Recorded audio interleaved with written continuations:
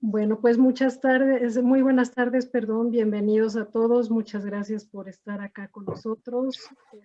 Es un gusto siempre, aunque estemos a la distancia y aunque estemos en circunstancias tan complicadas, que podamos hacer y entablar estas reuniones, que por otro lado también nos han permitido estar, aunque estemos muy lejos, en ámbitos muy extremos del mundo, ¿no? Y eso pues nos ha abierto la posibilidad de estar haciendo estas presentaciones con mayor frecuencia también, porque en los números o en los volúmenes anteriores solamente podíamos hacer una presentación al año de todo el volumen, y pues a partir del número especial que se dio de la Revista Latinoamericana de Estudios Educativos sobre la pandemia y el interés que vimos que había generado, pues decidimos empezar a hacer estas presentaciones de cada uno de los números que pues han tenido realmente muy buena aceptación. Entonces, vamos a empezar con esta presentación en torno al ejemplar 51.1, el primero de 2021, en el que la gran pregunta que se plantea en el editorial que escribe el doctor Tapia es si en este escenario posneoliberal es posible una nueva generación de políticas en educación.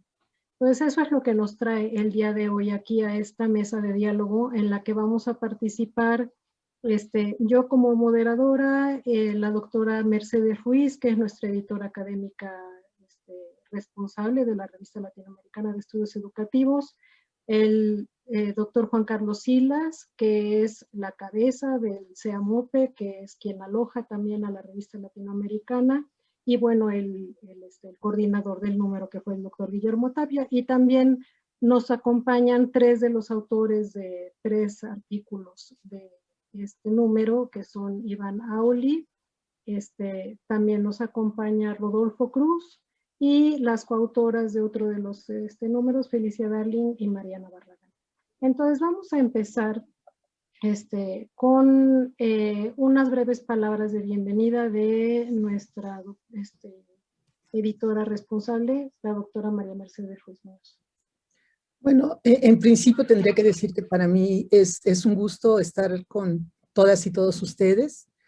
Y sí, yo sí quiero agradecer, aunque me lleve 2 minutos, a Alejandra Luna, quien coordinó esta sesión y que ha estado al frente de manera fuerte en la organización de este evento, y también a Lucy Mondragón, que es quien nos acompaña, también es el equipo base, tanto Ale como Lucy, y obviamente un equipo más fuerte siempre nos han acompañado. También obviamente a Juan Carlos Silas, colega del ITESO, que compartimos pues muchos espacios de discusión. Y desde luego a Guillermo, que yo lo que sí puedo decir que cada que leo algo de Guillermo me sorprende. O sea, yo cada que leo algo de él aprendo de lo que va señalando, en este caso acerca de las políticas y la pregunta de reflexión, pero igual de otros de sus trabajos. Entonces, realmente es digno de mencionar esta coordinación de este número. Y bueno, todo el apoyo que recibimos del campo estratégico en modelos y políticas educativas del sistema universitario jesuita, que quien aloja, digamos, a la revista, como ya bien se señaló, y participan la Universidad Iberoamericana Ciudad de México, la Universidad de León, Puebla, ITESO, Tijuana y Torreón. Entonces es un esfuerzo muy importante del sistema universitario jesuita. Y pues esas serían como mis palabras. Yo estoy muy contenta de participar en esta reunión. Como les comenté, vengo saliendo del COVID, entonces es bueno estar aquí. Estoy atendiendo ahora los resabios del COVID, pero esos son los menores, ¿no? Entonces, pues adelante, Ale. Eso sería lo que yo podría señalar en este momento. Muchas gracias, Mercedes. Y bueno, no sé si nos quiere dar unas palabras de bienvenida el doctor Guillermo Tapia, nada más a manera de saludo, y ya posteriormente vamos a tener el tiempo y el espacio para su presentación formal. Bueno, simplemente para agradecer y saludar a todas y todos. Es un espacio privilegiado contar con la presencia de ustedes, todos los interesados en esta temática. Igual es parte del proceso de divulgación de las reflexiones académicas en torno a la política educativa y pues bienvenidas y bienvenidos. Gracias, doctor.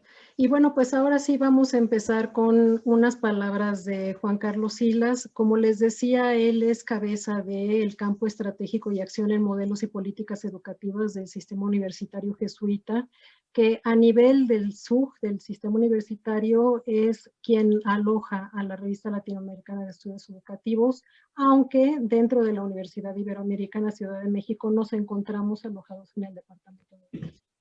El doctor Juan Carlos Silas obtuvo el doctorado en Educational Policy and Leadership en la Universidad de Kansas.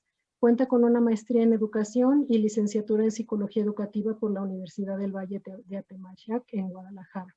Es miembro del Sistema Nacional de Investigadores Nivel 1 y es investigador y docente en el Departamento de Psicología, Educación y Salud.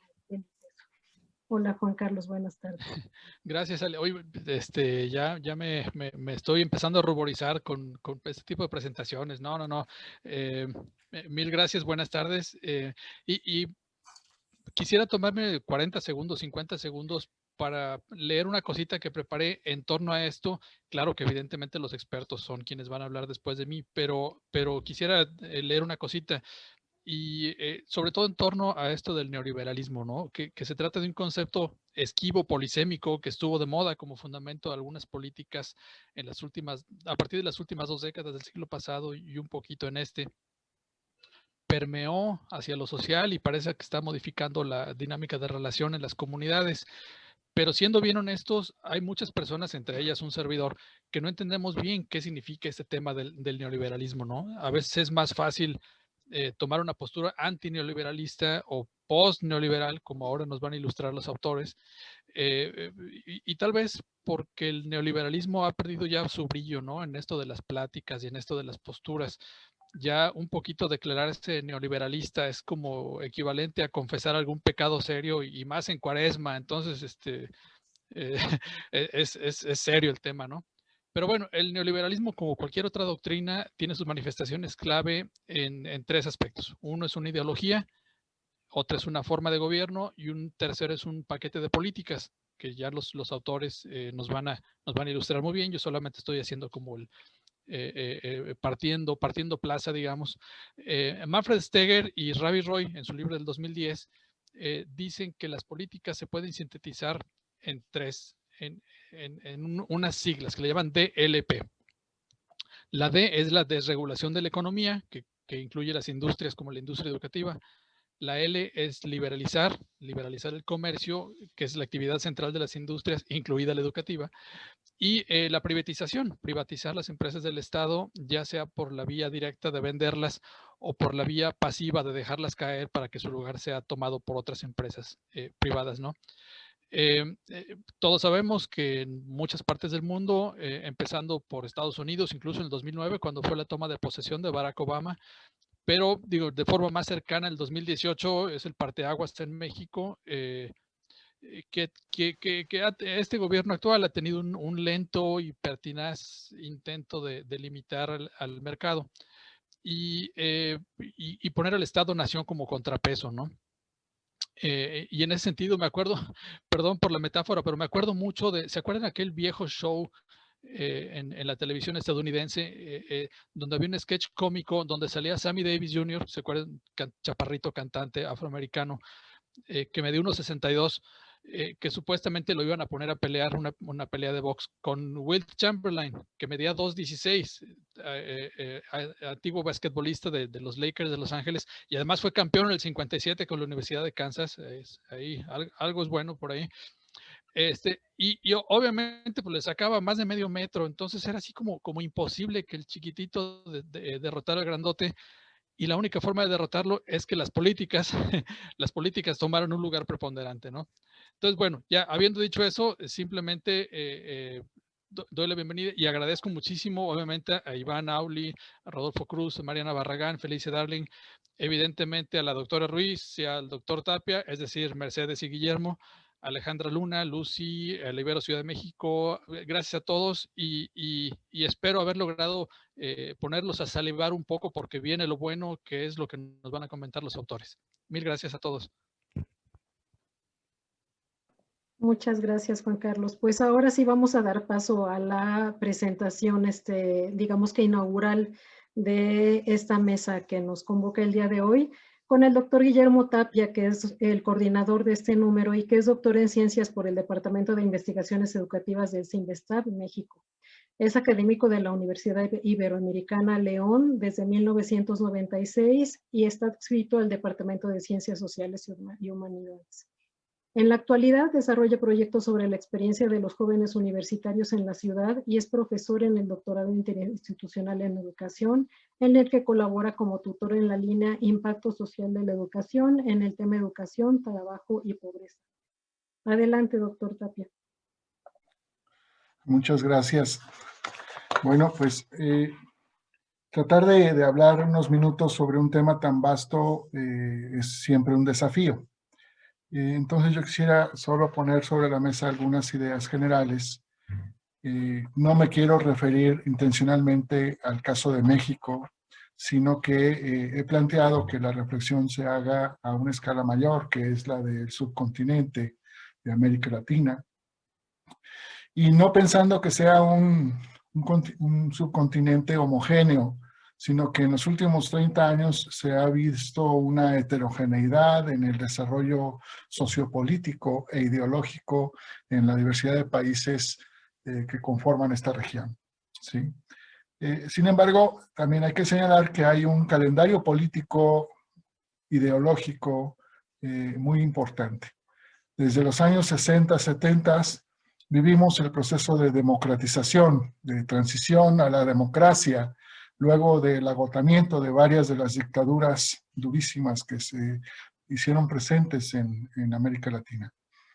Luego, la crisis del modelo de desarrollo implicó la sustitución del modelo y la implantación de las políticas del Consenso de Washington, que tenían que ver con un programa de rescate de la economía y de la reforma de los sistemas económicos y comerciales en el subcontinente. Luego de eso, de la crisis, del agravamiento de los problemas que tuvieron esas políticas, vino un proceso lento pero continuado de giro a la izquierda, ¿sí? El giro a la izquierda implicó el proceso de democratización, o un segundo proceso de democratización, en el que los pueblos de América Latina empezaron a elegir a partidos políticos de ideología divergente o contraria a la del programa, a la de aquellos partidos que habían impulsado el programa de la Agenda de Washington, ¿no? Y entonces tenemos que en América Latina el proceso de democratización, en su segundo proceso de cambio, se orienta hacia la izquierda en términos no solo de democratización o de participación política democrática, sino en términos de cambiar las perspectivas de desarrollo. Es decir, hay, más allá del énfasis en las políticas de apertura y de liberalización económica, que son parte de la agenda neoliberal, lo que se plantea es la necesidad de luchar en contra de la pobreza, en contra de la desigualdad, y se privilegia, y los partidos políticos de izquierda privilegian la lucha férrea para restablecer la igualdad como principio fundamental de la democracia, ¿no? Entonces, se habla en ese contexto, se habla de que el giro a la izquierda implica la posibilidad de una agenda de políticas post-neoliberal, ¿sí? Es decir, superando la estructura, la envergadura y la estructura de la agenda liberal, se busca la igualdad a través de una nueva forma de encarar el desarrollo. Ahora, en varios países de América Latina se plantea este giro a la izquierda, cada uno con su calendario, cada uno con su vigencia, pero también hubo y hay un proceso de restauración de la agenda neoliberal en el contexto de la lucha democrática, la alternancia de ida y vuelta, o más aún, con el resurgimiento de los poderes autoritarios, ¿no? Que hacen truco y trampa para restablecer las viejas agendas, vamos a decir, la agenda de la derecha, ¿no? Entonces, el escenario que tenemos en América Latina es muy diverso. Países que giran a la izquierda por 15, 20 años y luego giran a la derecha, ¿no? Con procesos de restauración de la derecha autoritaria, o países que tienen una agenda moderada, modesta, que buscan restablecer simplemente algunos derechos, o luchar contra las desigualdades, ¿sí?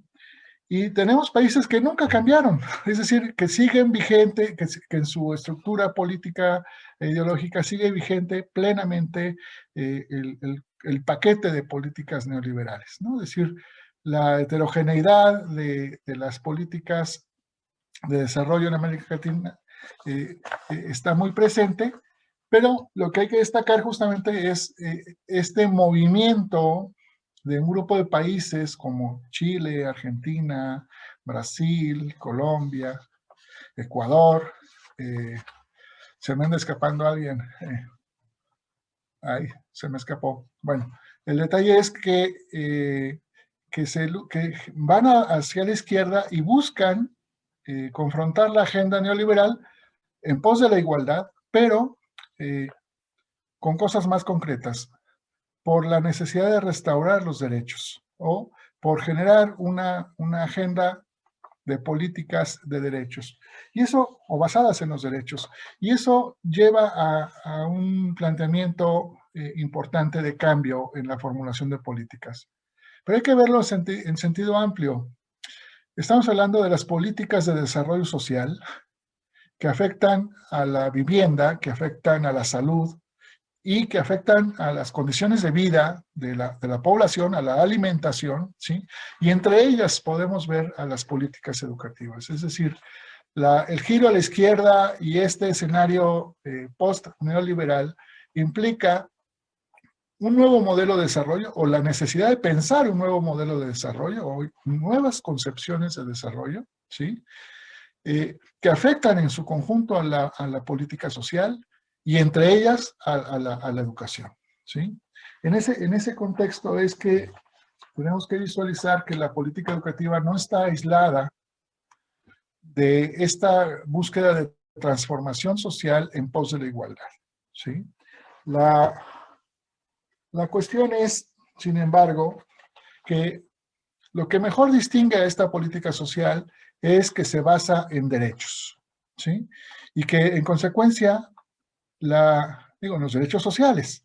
Pero eso tiene consecuencias políticas muy amplias. El giro post-neoliberal implica un proceso de restablecimiento del Estado social, o un proceso en algunos casos podemos pensar como un proceso de restablecimiento del estado de bienestar, o del principio organizador del estado de bienestar, que es esta función redistributiva para atender la desigualdad fundamental que produce el capitalismo, ¿no?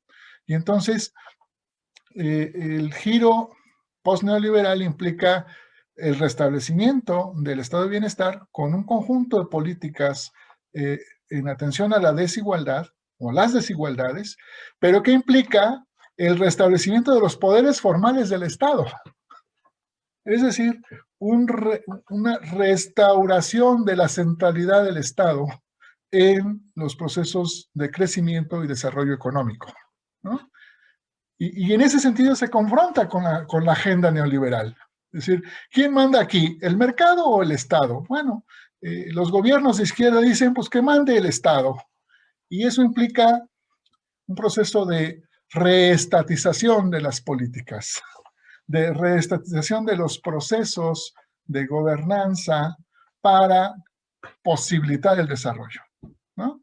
En ese sentido, el escenario post-neoliberal dice, ¿qué tiene que hacer el Estado para confrontar la pobreza?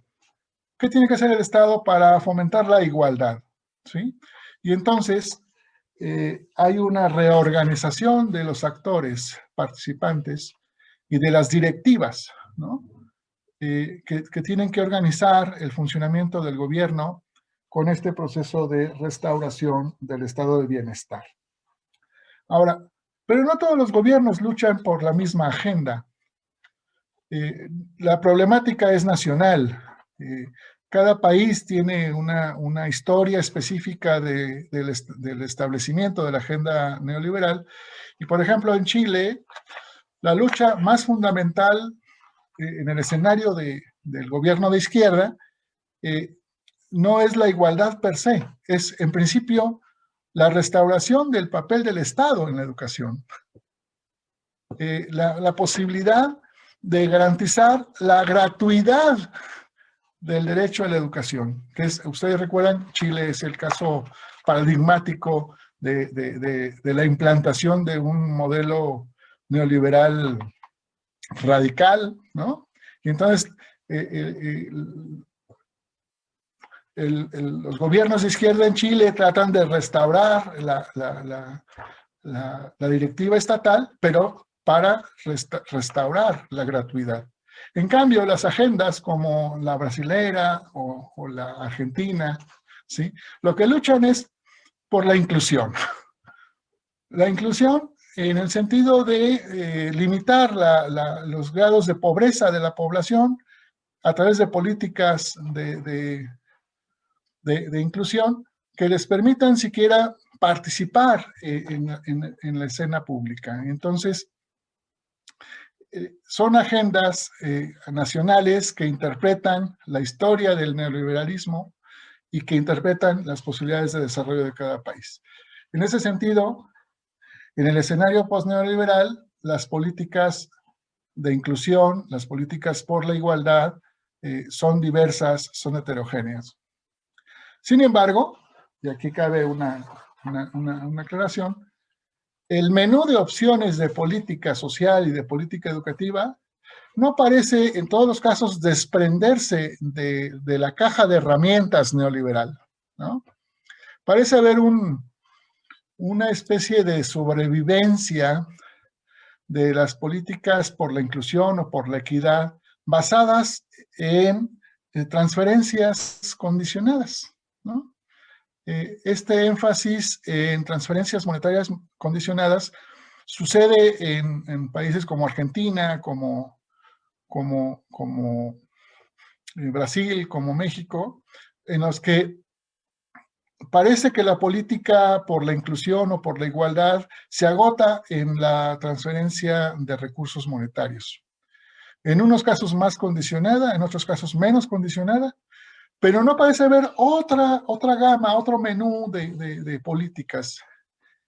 Me parece que hay en América Latina una prolongación y una mixtura de herramientas de gestión de la época neoliberal con las posibilidades de hacer de los gobiernos de izquierda. Es decir, como que la caja de herramientas es limitada. Y por eso la pregunta, ¿es posible pensar nuevas políticas? Nuevas políticas que vayan más allá de esta manera de resolver la desigualdad a través de las políticas redistributivas más simples, que son las transferencias monetarias condicionadas. Puede haber políticas de otro nivel, es decir, no esas macropolíticas que gobiernan al conjunto del sistema educativo, sino políticas regionales o políticas que se diversifican según los actores o según sus propósitos, ¿no? Hemos visto en México, y eso se ha visto también en Argentina y en algún grado en Chile, perdón, no en Chile, en Brasil, este predominio de la agencia gubernamental redistribuyendo becas, ¿no? Redistribuyendo becas para A, para B, para C, pero en todo caso son becas, ¿no? Entonces, tú dices, bueno, la inclusión no se agota con el acceso a la educación. La inclusión tiene que ver con la permanencia, pero también con el egreso.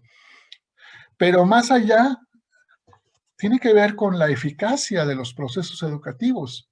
Es decir, con que las personas efectivamente aprendan y que no solo aprendan lo que dice el currículo, sino que se desarrollen como personas, que crezcan, que maduren con el conjunto de habilidades necesarias para ser productivos, para participar en la vida política, para participar en la cultura, para no solo ser consumidores, sino también ser productores culturales, ¿no? Es decir, las políticas educativas en ese sentido, que entienden la inclusión como acceso, pues es una versión limitada y vieja de la política de equidad, ¿sí? ¿Es posible pensar nuevas políticas que aseguren el aprendizaje y la inclusión social? Me parece que la agenda post-neoliberal es muy dependiente de la vieja agenda. Sí hay políticas por la inclusión, pero muchas de ellas son mixturas, son reverberancias, dirían los músicos, ¿no? Son ecos de las viejas políticas y no necesariamente estamos hablando de nuevas modalidades de acción pública para asegurar la inclusión entendida como garantía del aprendizaje y el desarrollo de las personas. Ese es mi planteamiento. Y pienso que sí es posible pensar nuevas políticas, pero con otra matriz, con otra estructura que haga posible que haya políticas que afecten a la estructura y organización del sistema educativo, por ejemplo. Me parece muy importante que se supere esta tradición de políticas redistributivas basadas en las transferencias monetarias para repensar la organización del sistema educativo, para repensar cómo operan las estructuras de desigualdad y de exclusión social que produce el propio sistema educativo, ¿sí? Me parece que muchas de las políticas de inclusión y de equidad que se agotan en el acceso y a veces se limitan a la permanencia, no alteran ni de lejos las estructuras cotidianas de funcionamiento de las escuelas que producen la exclusión, ¿sí?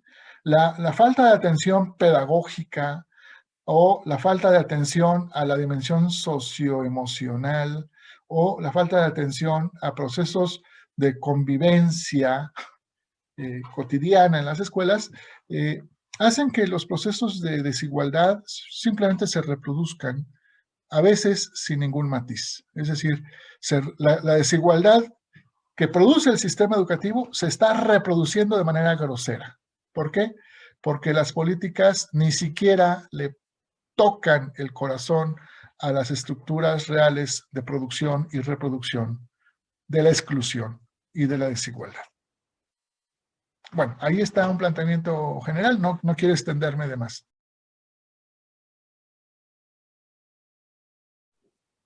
Al contrario, muchísimas gracias, doctor Tapia. Pues realmente esta reflexión que viene también de este texto del editorial que comparten este número, pues plantea una pregunta de inicio, pero pues hace que surjan muchas otras, ¿no? Y yo creo que es también uno de los motivos por los que una cosa que no es usual, que es que el editorial de un ejemplar sea uno de los artículos más leídos de ese ejemplar, es lo que se ha dado en este caso, ¿no? El editorial del doctor Tapia, pues, ha sido de lo que más se ha leído en este número, ¿no? Y bueno, precisamente en seguimiento a ese interés y a todas estas dudas que nos invita a cuestionarnos, fue que les dimos la tarea nada fácil a algunos de los autores de este número de pensar a partir de los resultados de su investigación y de los hallazgos en su investigación, pues que se plantearan esta misma pregunta, ¿no? ¿Es posible esta generación de nuevas políticas? ¿Es viable? Y bueno, vamos a empezar a dar paso a esta mesa de diálogo con Iván Auli. Él es autor de el trabajo Escolaridad y Trabajo en Jóvenes Rurales, un estudio etnográfico en San Juan, Coyula, Oaxaca. Él es maestro en ciencias en la especialidad de investigaciones educativas por el Departamento de Investigaciones Educativas del CINVESTAB y actualmente cursa el doctorado en esa misma institución. Ha sido profesor rural en diversas comunidades de Oaxaca. Bueno, pues buenas tardes, Iván. Hola, muy buenas tardes a todos.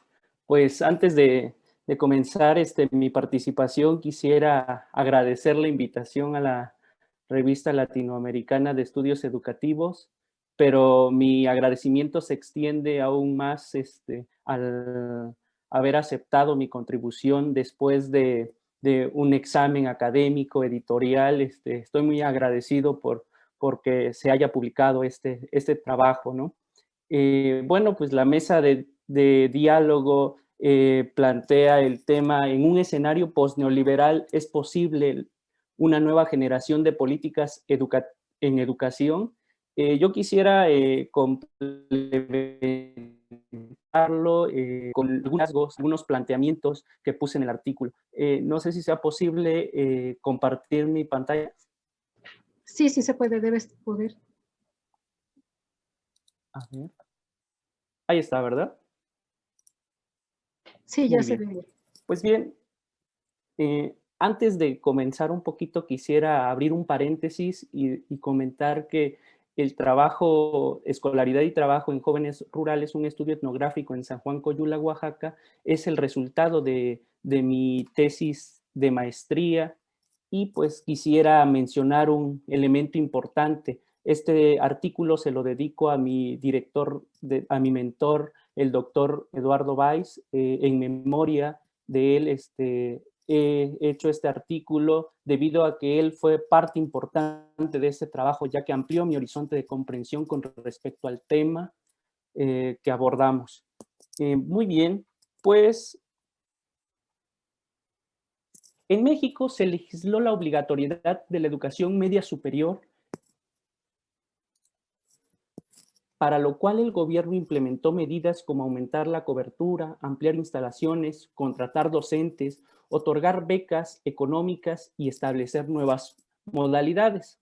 Algunas modalidades pues son la prepa en línea, algunas cuestiones, por ejemplo, de modalidades estatales. En el caso de Oaxaca, el que conozco es el bachillerato integral comunitario, por ejemplo. Entonces se amplió la cobertura. Cabe señalar que todas las estrategias empleadas por el gobierno tienen el objetivo de ofrecer una educación de calidad en cualquiera de sus modalidades. Es decir, en el fondo, la política de México con respecto a la educación media superior y con respecto a la obligatoriedad que se da en 2012 plantea una masificación de la educación media superior. Es decir, llevar la cobertura y proporcionar becas. Esto último me parece muy importante, que ya lo tocó el doctor Tapia hace un momento y que ahorita lo voy a ampliar más a detalle. Muy bien. La obligatoriedad de la educación media implica asistir a los sectores rurales. Por ello visité San Juan Coyula, una pequeña comunidad de la región de la Cañada de Oaxaca de 719 habitantes. Esta comunidad, pues, ahí hay una cuestión muy interesante de que hay muchos flujos culturales, es decir, los habitantes se muestran tradicionales y simultáneamente modernos, porque muchos migran a trabajar en labores informales. En el caso de las mujeres, pues amas de casa, empleadas domésticas, y en el caso de los varones, pues como albañiles. Entonces, hay muchos flujos culturales ahí en esa comunidad. Además, cuentan nada más con 3 escuelas: el preescolar, la primaria y una telesecundaria. Para los que quieren ir a la educación media superior, tienen que ir a la comunidad más cercana o migrar a la ciudad. También cabe señalar que, según reportes del INEE de 2013 a 2016, Oaxaca muestra una tasa de absorción de educación media superior de las más bajas. Entonces, esos elementos nos ayudaron a que pudiéramos asistir a esta comunidad para ver cómo algunos jóvenes de Coyula se encuentran viviendo la obligatoriedad de la educación media superior desde un enfoque etnográfico. Eso significa que nosotros asistimos, visitamos y nos quedamos, hicimos estancias prolongadas en esta comunidad de San Juan Coyula para hacer observaciones, notas de campo. Realicé 26 entrevistas en profundidad con jóvenes de Coyula. Asimismo, hice visitas a las familias para charlar con los padres acerca de qué pensaban sobre la escolaridad de sus hijos. Bueno, pues en el análisis dio como resultado esta tabla, que creo que sintetiza ampliamente lo del trabajo que se hizo, el trabajo tanto de trabajo de campo como análisis. Y bueno, abordamos dos dimensiones amplias que son la escolaridad y el trabajo. De ahí se desprenden ciertas categorías analíticas como la convivencia, la falta de interés en los estudios, interés en los estudios, en el caso del trabajo, tener dinero, ayudar a mi familia. Y bueno, después, como podrán observar, en Bastardilla se encuentran los significados expresados por los jóvenes coyuleros. En este sentido, la tabla muestra, y es muy evidente, el estar con los amigos es el significado más importante que mencionan. En realidad, los 26 jóvenes que conversamos, la convivencia es por la que asisten a la escuela telesecundaria. Bien, también podemos observar que las clases y los temas son muy aburridos para ellos. La falta de interés se encuentra presente en los jóvenes. Y bueno, en la cuestión del trabajo, ellos indican que quieren emplearse para poder comprarse cosas, pero también se encuentra presente algo muy importante, muy tradicional en las comunidades rurales, la cuestión de que buscan trabajar para poder ayudar a sus padres. Bien, no me voy a extender en analizar específicamente cada uno de los significados, debido a que por el tiempo y el espacio que me dan en la presentación no se me es posible. Sin embargo, en el artículo analizo un poquito más ampliamente cada uno de los significados expuestos en la tabla. Me voy a las cuestiones de las conclusiones a las que llegamos. La convivencia y la falta de interés en los estudios como las categorías más importantes. Todos los jóvenes rurales que se entrevistan mencionan que la convivencia es el significado más importante por el que asisten a la escuela. Los jóvenes rurales de Coyula indican eso, puesto que dicen que en su comunidad pues no tienen tantos espacios donde encontrarse. Entonces la escuela les da ese espacio como para estar con sus demás compañeros. Asimismo, los proyectos a futuro son muy importantes. La mayoría, al terminar la telesecundaria, ingresa a trabajar como albañil, o en el caso de las mujercitas se van a la ciudad a emplearse en alguna tienda, vendiendo en un local de ropa. Entonces dicen, voy a la escuela como paréntesis en mis proyectos futuros, ¿no? En el caso de las mujeres salió a la luz de que sigue vigente esa cuestión cultural de que es mal visto que las mujeres se encuentren en la calle, por lo que la escuela les otorga ese espacio para poder platicar con amigos, etc. La convivencia se combina con la falta de interés en los estudios. Algunos mencionan que las clases son aburridas. Ellos critican mucho el formato enciclopédico con el que sus profesores les dan clases. No me llama la atención. Eso es algo muy interesante porque algunos jóvenes dicen, pues la verdad a mí no me gusta venir a la escuela. Yo quisiera aprender mecánica, yo quisiera ser estilista, en el caso de algunas muchachitas me comentaban, o que estudiar es en vano. Unos jóvenes, al ver que algunos hermanos, familiares terminan la educación superior y regresan al pueblo y dicen, es que en la ciudad no encontré trabajo, entonces me vengo para acá a trabajar en la tierra. Dicen, bueno, pues estudiar es en vano. Un joven me comentaba, pues mi primo que estudió el bachillerato, pues sigue trabajando de albañil conmigo, y mientras pues yo ya avancé en el escalafón de este oficio, ¿no? Entonces eso me parece interesante mencionarlo. Cabe resaltar que solo 8 mujeres y 3 varones expresaron interés en los estudios. Según sus razonamientos, la escolaridad les permite salir adelante y encontrar mejores trabajos. Eso se contrasta muy fuertemente con lo que mencioné anteriormente. Y estos jóvenes hablan mucho de los consejos que les dan sus padres. Sus padres dicen, es que no queremos que encuentren los mismos trabajos que nosotros, de empleados y todo eso, sino que tengan una profesión, ese modelo cultural, citando al doctor Tapia también. Trabajar es más importante que asistir a la escuela. Los jóvenes de Coyula cotidianamente participan en la reproducción familiar, por lo que van configurando el significado sobre el trabajo como para ayudar a la familia. Está muy fuertemente anclado en ellos esa idea de deuda familiar, de ayudar a sus padres, incluso como conocen la precariedad económica en las que viven sus familias, dicen, pues yo dejo la escuela para ponerme a trabajar. Otra cosa que se contrasta acá es que además algunos coyuleros mencionan la idea de trabajar para tener dinero. Este significado proviene principalmente de las carencias económicas en las que viven. Algunos padres me decían, pues es que mi hijo ya no quiere ir a la primaria porque quiere ponerse a trabajar para comprarse un celular como su amiguito. Bueno, en este contexto abordo el tema de la presente mesa. En un escenario postneoliberal, ¿es posible una nueva generación de políticas en educación? A manera funcionalista voy a diseccionar en dos este planteamiento. Desde mi punto de vista, concuerdo con el doctor Tapia, no es plausible aún hablar de la existencia de una generación de políticas educativas post-neoliberales claras y distintas, que se haga cargo de garantizar el derecho a la educación con un nuevo paradigma capaz de romper la hegemonía del encuadre neoliberal.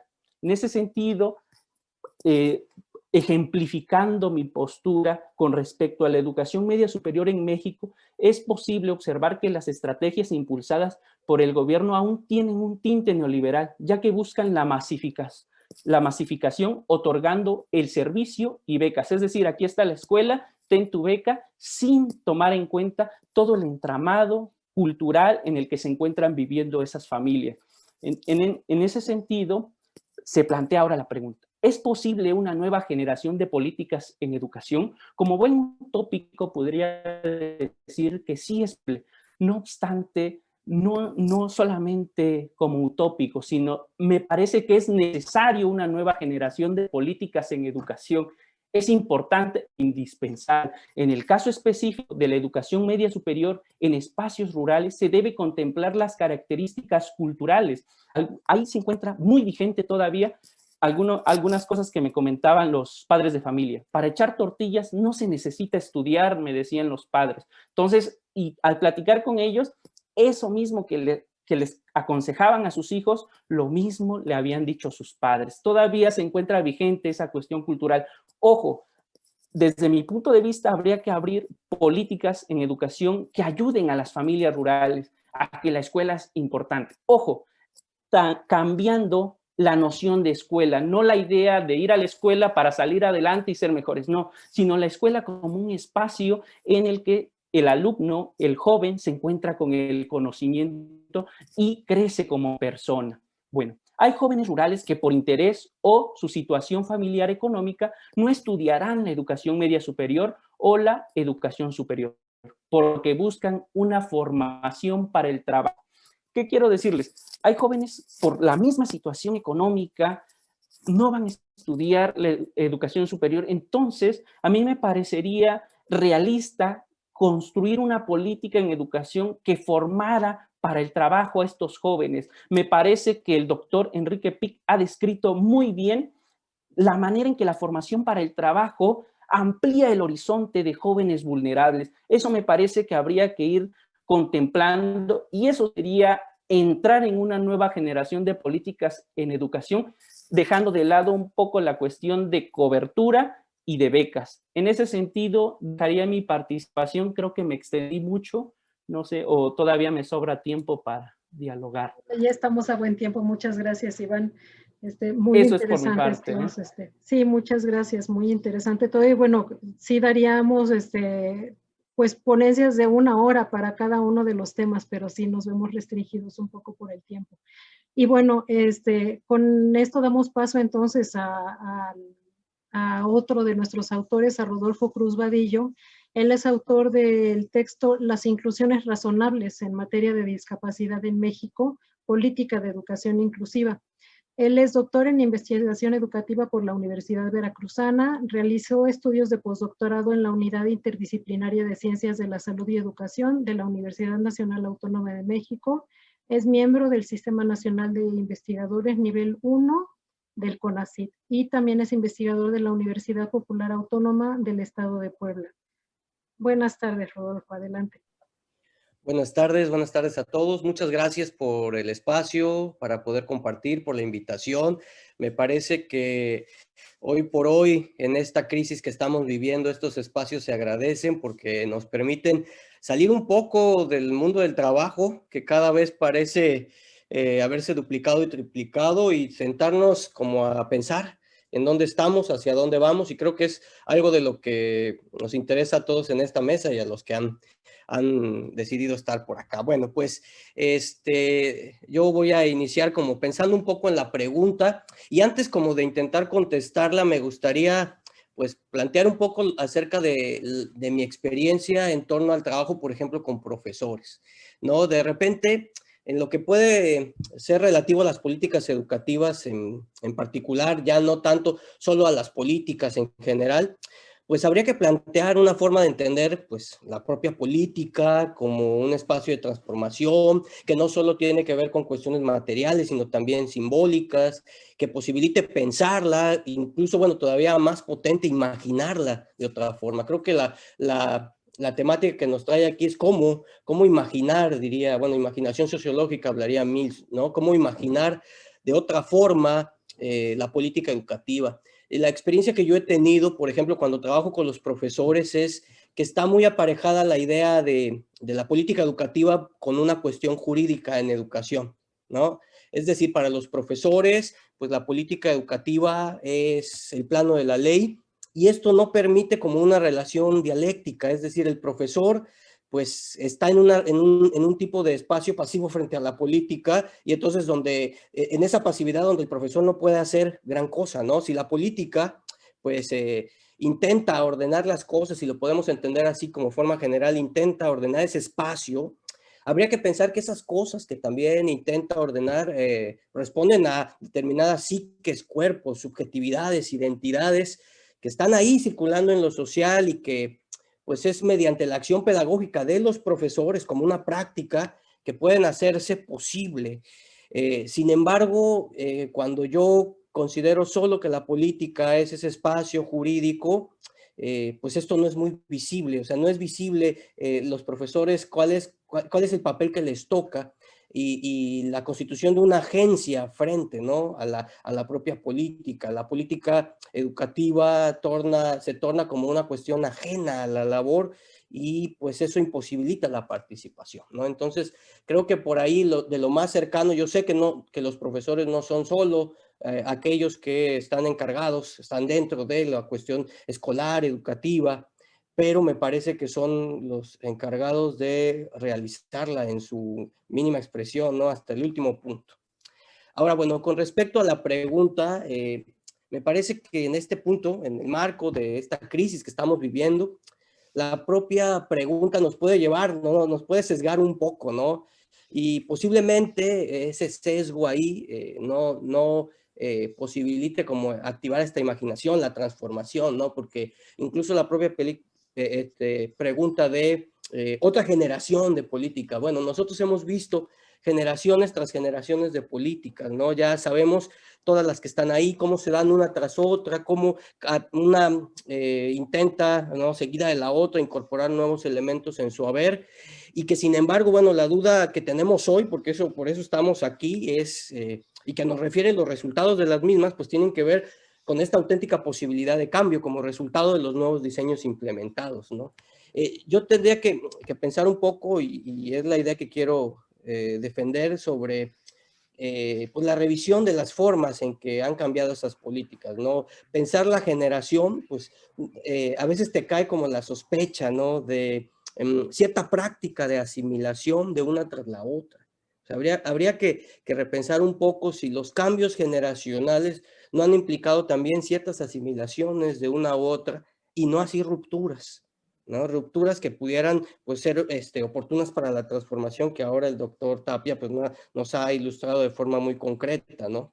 Y entonces, bueno, pues ciertamente hoy por hoy, vaya, con esto no podemos negar que está instaurada una visión de derechos, que se circula bastante en el discurso, una idea de justicia social, de justicia educativa, incluso de justicia curricular, ¿no? Eso está presente.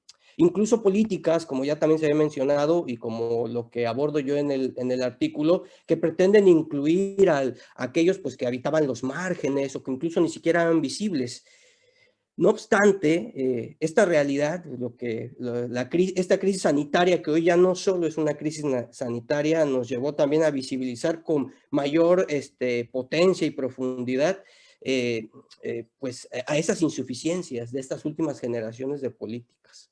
Como ya también lo señalaba, ¿no? Sobre todo en lo que respecta a algo que creo que es algo central en la política educativa y en cualquier otra política, que tiene que ver con atender y gestionar la pluralidad, ¿no? En espacios democráticos, ese es el gran reto y me parece que hoy por hoy todavía no está cumplido, ¿no? Toda sociedad, por ejemplo, que se digna de pensarse como que es democrática, pues tiene este reto de intentar atender la pluralidad, pero frente a lo singular, ¿no? Este juego pluralidad singular, que creo que es lo que todavía ahí estamos nosotros planteándolo incluso conflictivamente o como dilema, ¿no? ¿Cómo vencemos o cómo hacemos para articular lo plural, lo circular y lo singular, ¿no? En esta como especie de tensión que me parece que tiene que estar presente y que se requiere para que podamos tener en las políticas una actualización constante, ¿no? Porque el miedo de repente es, con las políticas puede ser que esta actualización no se dé en torno a las propias necesidades, pero también las visiones, las creencias que empiezan a surgir ahí en lo social, en el caldo de cultivo. Hoy por hoy, conforme nosotros vamos viendo el paso de la crisis, vamos pudiendo observar otras necesidades,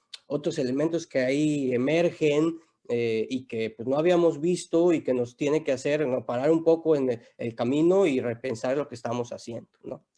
El problema, por ejemplo, con estas últimas generaciones de políticas es que el resultado es evidente que no ha sido tan efectivo. Hoy por hoy podemos observar desigualdad educativa y lo curioso es producto de años de reforma sexenales, cada sexenio hay una nueva reforma. Sin embargo, hoy, ¿no?, que la crisis sanitaria desnuda pues nuestra realidad, por decirlo de alguna manera, la violencia, la discriminación estructural siguen en pie, ¿no? Todavía está esto frente a subjetividades que pues, siguen ocupando el lugar de la extrañeza, el lugar del otro.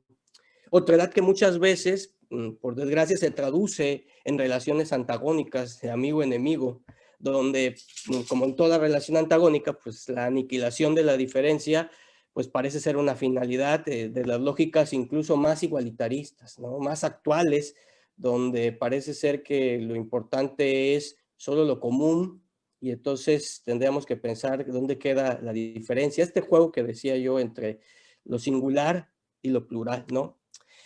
Me parece que el problema precisamente está en que muchas de estas reactualizaciones que tenemos de generaciones de políticas han tendido pues a un como ejercicio de asimilación de lo plural frente a aquello que se encuentra al centro, que colocamos. Yo decía, como este espacio de lo común donde parece ser que la mayoría estamos de acuerdo, ¿no?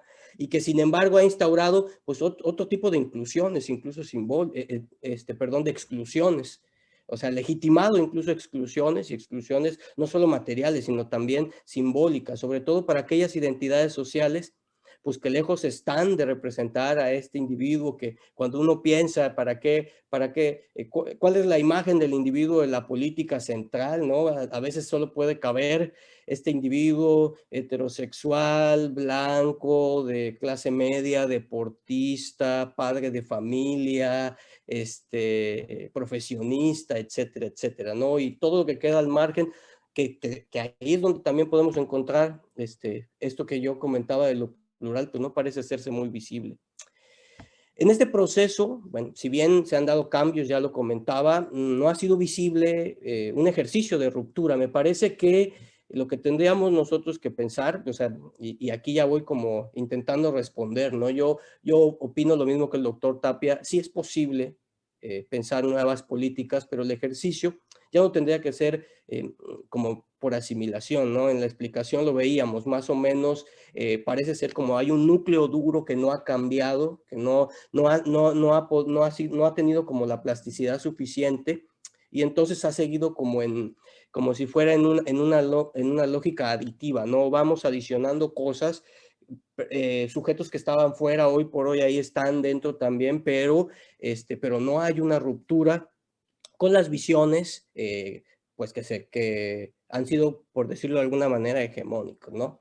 Tendríamos que pensar en nuevos acontecimientos que posibiliten activar este tipo de imaginación, diría una imaginación política que hoy se hace tan necesario para habitar todos juntos.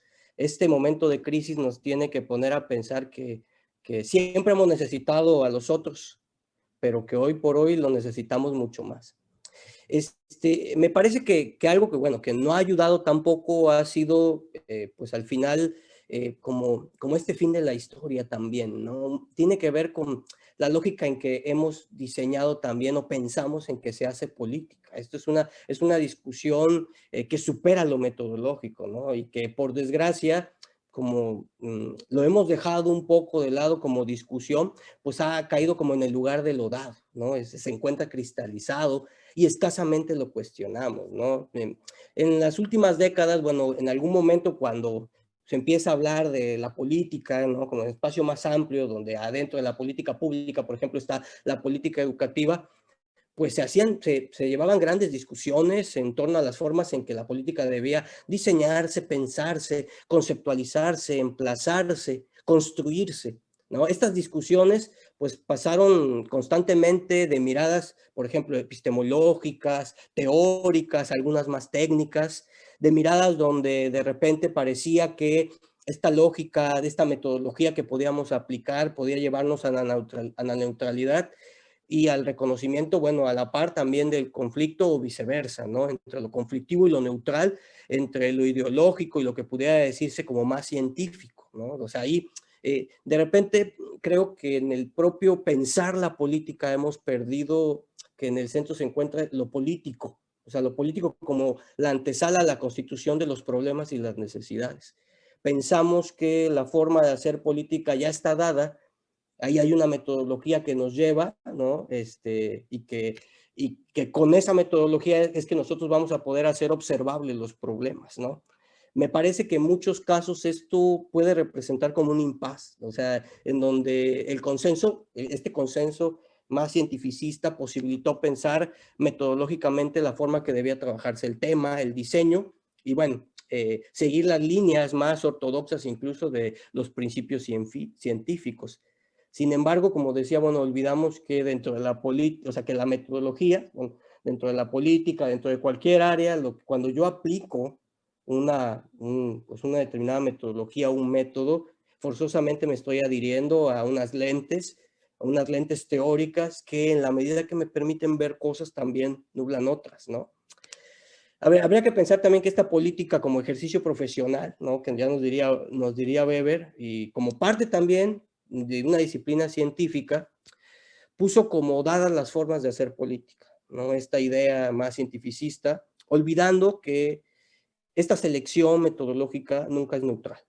Siempre subyacen a ella posicionamientos ontológicos, epistemológicos, antropológicos y teóricos que pocas veces son reconocidos cuando se ponen en estado objetivo. O sea, ya está dado, ¿no? Y, bueno, un ejemplo puede ser que, y lo vemos, ¿no? Al asistir, por ejemplo, al uso de ciencias como la estadística, sí se ha posibilitado el reconocimiento de las regularidades poblacionales, ¿verdad? Pero yo no estoy seguro que con el solo uso de la estadística se haya posibilitado a comprender los fenómenos, a construir conocimiento, ¿no? O sea, me parece que al no haber colocado otros apoyos heurísticos, se han invisibilizado otros elementos de la fórmula que son necesarios y que pueden ser enfocados a los saberes, a las realidades, a los sentidos, ¿no? Dentro de la política. Me parece que cabría señalar que no es que se piense que los recursos usados no son de gran utilidad. Me parece que todos esos estudios se tienen que seguir haciendo. Sin embargo, tendríamos que pensar, o sea, la posibilidad de pensar diferente implicaría también una transformación de tipo como ruptura, ¿no? De tipo kuhniano, en donde se pueda repensar el hacer política y con ello posibilitar el acceso a otras aristas y espacios que hoy no eran visibles y que nos permitirían otros procesos de problematización, otras necesidades y pensar otras posibles soluciones. Yo, y ya con esto voy a ir cerrando, yo trabajo, como bien lo decían en el título del artículo, los temas de política sobre inclusión, sobre todo de personas con discapacidad y estudiantes con discapacidad. Y a lo largo del trabajo investigativo que yo he hecho, cada vez me doy más cuenta en que si no somos capaces de pensar en otras claves, por ejemplo, de pensar, de sospechar y repensar la inclusión, se corre el peligro, por ejemplo, de racionalizarla de tal suerte que la inclusión hoy por hoy devenga en una lógica prescriptiva, en un tipo de estructura cerrada que al final parece solo incluir aquello, la misma racionalidad como estructura cerrada que le es razonable de incluir, ¿no? Esto me parece que tendría que pensarlo, mirarlo con sospecha. El artículo que en este número presento, en este artículo, pues lo que intento precisamente es aproximarme, intentar hacer un poco de crítica a todo el discurso de la educación inclusiva, que si bien está fundamentado en los derechos humanos, en las lógicas de justicia social y justicia educativa, hoy merece repensarse en la medida que estas inclusiones que hemos realizado, y esa adrede no es la inclusión, por eso hablo de inclusiones, intentando rescatar la diversidad de prácticas que existen ahí, coexisten con nuevas exclusiones que ya no son capaces de imaginarse dentro, ¿no? Y no afuera. Y bueno, me gustaría solamente cerrar leyendo algo que he colocado en el texto a manera de conclusión muy breve y que parte de una pregunta. ¿Cómo vivir la inclusión sin la hegemonía de un enfoque cuya racionalidad de entrada demarca su intensidad? La educación inclusiva en México es un proyecto que se marca en una necesidad de cambio social. Sin embargo, como toda propuesta, está limitada a su época y a las auténticas opciones de realización. Es por ello que, con base en las transformaciones actuales y los giros políticos, se hace necesario migrar a otras posibilidades y formas de entender dichos emplazamientos.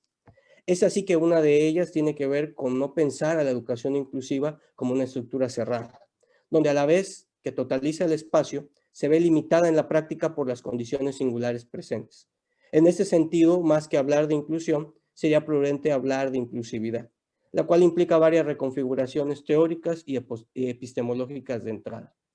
La inclusividad sería algo así como el espacio en donde no hay quien pueda posicionarse como el poseedor de la totalidad del saber, sino como el encuentro entre las particularidades y el diálogo reflexivo, que permita lograr equilibrios momentáneos en las lógicas aplicadas y unas prácticas determinadas. Pensar en clave de inclusividad puede posibilitar imaginar aquello que ha sido tomado en cuenta, es decir, incluido, pero además reconocer las lógicas que todavía sostienen lo que aún no puede estar dentro, aquello que ha quedado excluido. Habría que pensar entonces, siguiendo al segundo Wittgenstein con su noción de juegos del lenguaje, que la inclusividad más bien representa un juego inclusivo, porque en este espacio se van a dar o enfrentar las diversidades, las identidades, lo plural, las ciudadanías y las diferentes formas de existencia. Habría que pensar en principios que guíen estos procesos, principios que interroguen de fondo la imposición que hoy por hoy vive la escuela y la educación como escenario de mercantilización del conocimiento. En cierto sentido, se necesita un tipo de plasticidad educativa, plasticidad que no marque de entrada aquello que debe ser incluido y lo que debe quedar en las sombras nuevamente. Bueno, y aquí cierro la cita y pues muchísimas gracias y bueno, aquí lo dejaría. Muchas gracias. Pues sí, muy interesante y me llama mucho la atención que tú te refieres a esta plasticidad que también mencionaste, la imaginación que se requiere en las políticas o que se requeriría en las políticas y que también Iván nos remitía a esta imaginación sociológica, ¿no? Que se está haciendo apremiante. Y bueno, esto también nos da un poco paso a pues a la imaginación que se necesita también en el pensamiento matemático, ¿no? Y esto en relación un poco al texto que nos presentan nuestras dos autoras que vienen a continuación, que es Estrategias Comunitarias de Resolución de Problemas Matemáticos en una Comunidad Maya en Yucatán. Ellas son Felicia Darling y Mariana Barragán. Felicia es doctora en Educación Matemática por la Universidad de Stanford, donde obtuvo la beca Fulbright. Ha enseñado matemáticas y educación en Estados Unidos por 30 años. Sus líneas de investigación y de enseñanza se centran en la instrucción inclusiva, activa e informada sobre el trauma. Mariana Barragán es candidata a doctora en métodos de investigación por la Universidad de California, Los Ángeles. Es maestra en educación internacional comparada por la Universidad de Stanford y cuenta con el grado de maestra y licenciada en economía por el ITAM. Su investigación se centra en la intersección de la medición y evaluación de políticas educativas, especialmente aquellas relacionadas con el mercado laboral y las prácticas docentes en el contexto mexicano y de Latinoamérica. Pues bienvenidas, Felicia y Mariana, adelante.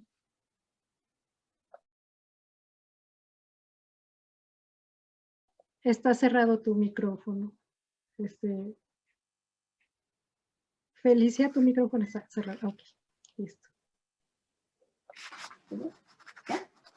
¿Listo? Ya. Okay. Buenas tardes a todos.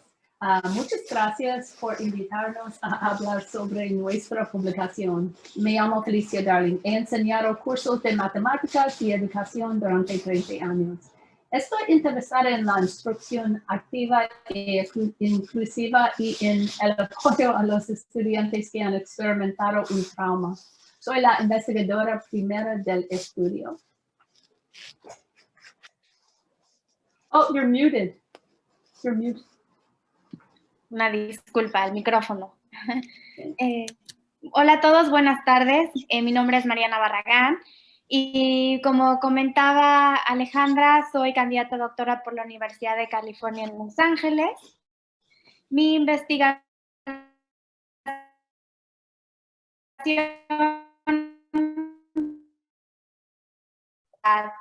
e igualdad en la oportunidad de aprendizaje.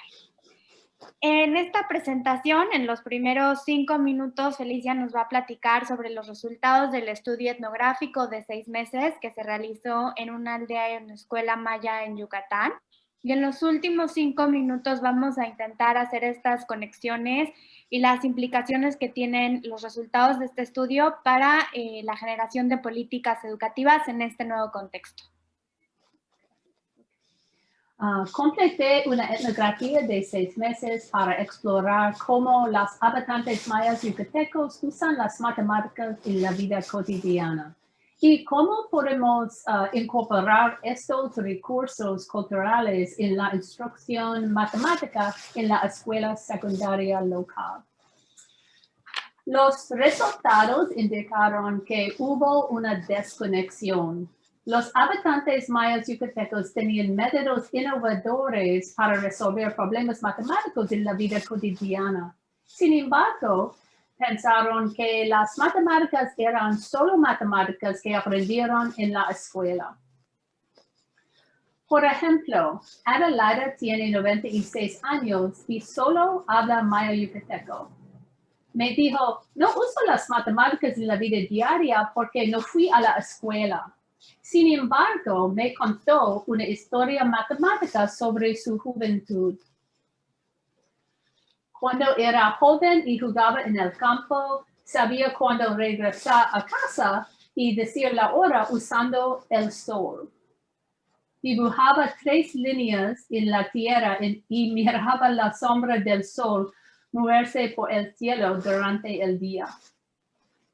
En otro ejemplo, los mototaxistas me dijeron, no uso matemáticas porque no fui a la escuela. Al mismo tiempo, explicaron 3 métodos innovadores para calcular el kilometraje y asegurarse de tener siempre gasolina. Los mototaxis no tienen odómetros ni indicadores de gasolina.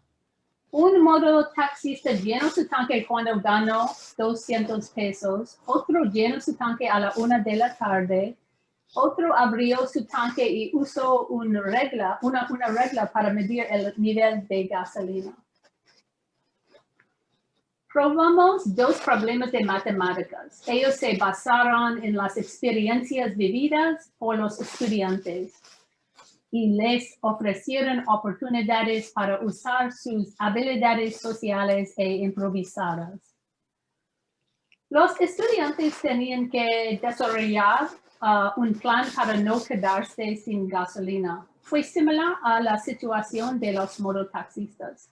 Ellos resolvieron activamente el problema en grupos, dijeron que disfrutaban de poder usar su sentido común en lugar de ecuaciones.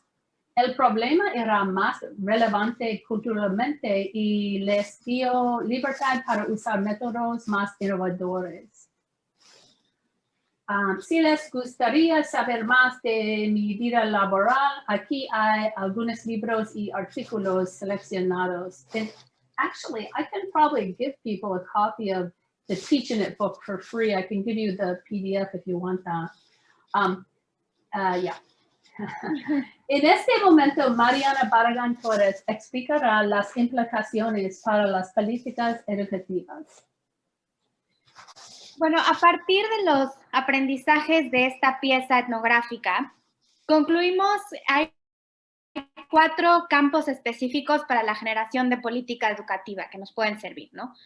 En primer lugar, el principio de inclusión, que creo que se ha tratado a lo largo de la presentación, y en un contexto de una formación pedagógica integral, es decir, los docentes y cómo se forman, no solo en los conocimientos que tienen, sino en sus habilidades de adaptar el currículum y cómo aplican estas adaptaciones en términos de las prácticas docentes en el aula y las actividades que realizan con sus alumnos. En términos de inclusión, no nada más estamos hablando de distintas poblaciones en la recolección de datos, ¿no? Como se mencionaba antes, en la estadística ya se recolectan datos de algunas poblaciones, sino también ser en el tipo de metodologías que se utilizan para responder a los problemas de política educativa, como lo es este ejemplar, un ejemplo, valga la redundancia, y también una inclusión de todas las poblaciones en la toma de decisiones. Es decir, entender qué es lo que importa, qué queremos del sistema educativo mexicano y por qué. En términos de la formación pedagógica y prácticas docentes en el aula, creemos que es importante que los docentes tengan la capacidad de improvisación, que tengan la capacidad de adaptar el currículum y su enseñanza a la resolución de problemas a través de perspectivas múltiples y precisamente a enfocar estos conocimientos en términos de los conocimientos matemáticos o los conocimientos que se desean desarrollar en los estudiantes a través de la aplicación y la resolución de problemas. En un artículo recientemente publicado encontramos que la mayoría de los docentes en México son muy claros en sus explicaciones.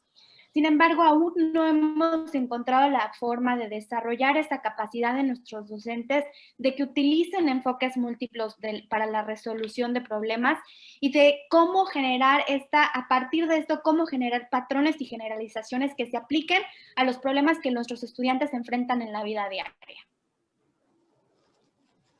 Finalmente, ¿cómo creemos que esto tiene implicaciones para la generación de políticas educativas en este contexto? Bueno, creemos que la adaptación del currículum es vital, ¿no?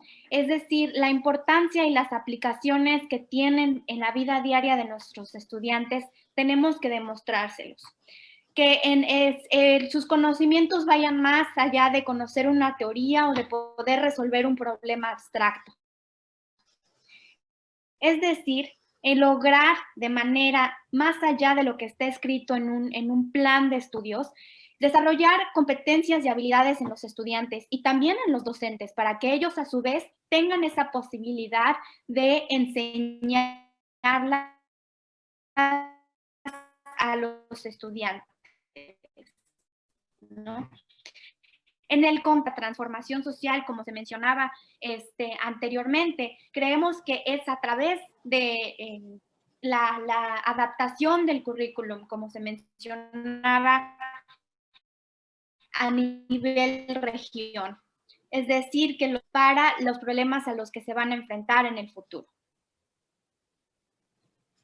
Y bueno, creemos que a través del aprendizaje de este estudio podemos proponer distintas estrategias podemos aprender de las estrategias comunitarias que tienen, estos acervos culturales que tienen nuestras comunidades indígenas, comunidades marginadas, comunidades a las que no hemos volteado a ver, para aprender nosotros cómo resolver problemas y enseñar a otros grupos también y ser inclusivos en ese sentido. Muchas gracias. Muchas gracias a las dos.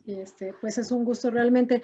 No sé si el doctor Tapia nos quiere dar un comentario un poco en la manera de cierre, de reflexión sobre lo que nos han compartido nuestros autores. Sí, brevemente quisiera rescatar algunas ideas. La primera gran idea que quiero señalar es la necesidad de una nueva generación de políticas educativas que rompa con una estructura jerárquica vertical que es muy arraigada en los sistemas educativos en América Latina. Se requiere una reconstrucción de los procesos de elaboración y de implementación de las políticas educativas, que reconozca justamente la heterogeneidad de las sociedades, la diversidad social y la heterogeneidad cultural.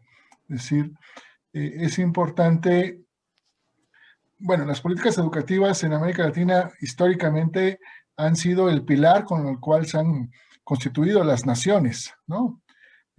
Tuvieron una función en otra época de dar la identidad nacional y de construir y de consolidar, pero que las políticas educativas no sean estrictamente nacionales, sino generales, políticas generales que den pauta para la construcción desde abajo y desde adentro de las comunidades y de las regiones para tomar decisiones acerca del qué, del cómo, del para qué. ¿Sí? Y en ese sentido, en un escenario que busca la igualdad, en un escenario político-ideológico que privilegia la igualdad, tiene que reconocer la diversidad, tiene que hacerse cargo de construir soluciones específicas con la participación de los actores locales, con la participación de los docentes, sin ninguna duda, con la posibilidad de construir y reconstruir políticas desde su implementación, es decir, no como cosas dadas, o como diría alguien, como cosas dichas, ¿no? Sino como cosas que se hacen y luego se narran.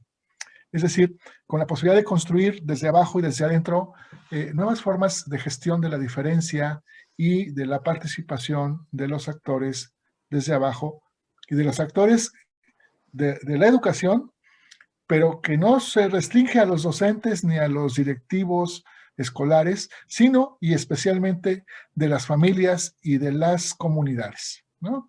Me parece que la mejor forma de transformar las políticas es democratizando las políticas, buscando y asegurando la participación, la colaboración y la corresponsabilidad democrática, que no se puede confundir, ni se debe confundir, con la privatización de las decisiones y de las oportunidades. Muy bien, pues muchísimas gracias, doctor Tapia. Pues muchas gracias a todos. Con esto estaríamos cerrando esta mesa de discusión, este interesantísimo diálogo que creo que nos deja aún más preguntas. Si bien sí algunas respuestas y algunas invitaciones a qué estrategias poder tomar, pues sí nos quedamos con muchas otras inquietudes y muchas otras dudas, ¿no? Quiero aprovechar el momento y que nos encontramos aquí convocados para recordarles que estamos a punto de cerrar con la convocatoria que está ahorita abierta, la convocatoria temática para el ejemplar que nos va a coordinar el doctor Juan Carlos Silas. Esta convocatoria cierra próximamente ya el 5 de marzo. Les dejo aquí el vínculo los detalles de la misma para que todavía si alguien está pensando sobre el estudiante universitario, el eterno desconocido, y tiene algo que aportar al respecto, pues invitados a colaborar. Muchísimas gracias a todos nuestros participantes, doctor Juan Carlos, doctor Guillermo, a Felicia, Mariana, Iván, Rodolfo. No sé si nuestra querida doctora Mercedes quiere decir algunas palabras para despedirnos, y también mi agradecimiento a Lucila Mondragón, que siempre está al pendiente de todos nosotros. Es un eje central para nosotros también en todo este trabajo. Entonces no sé si todavía tenemos por aquí a Mercedes. No, sí ando aquí, puedo hablar poco, pero sí lo puedo hacer decir, bueno, agradecer la participación de cada uno de ustedes. Para la revista latinoamericana es muy importante la presencia de investigaciones que den cuenta qué es lo que está sucediendo hoy en el sistema educativo mexicano y en el sistema educativo internacional. La temática a la que nos convoca nuestro colega me parece central en este momento, y simplemente recuperaría una noción que a mí me llama un poquito la atención de Laclau acerca de la clausura, y él señala que nunca en una política educativa hay una clausura total. No es que pasemos del neoliberalismo al post-neoliberalismo, siempre hay resabios, siempre van a quedar marcas de la anterior política.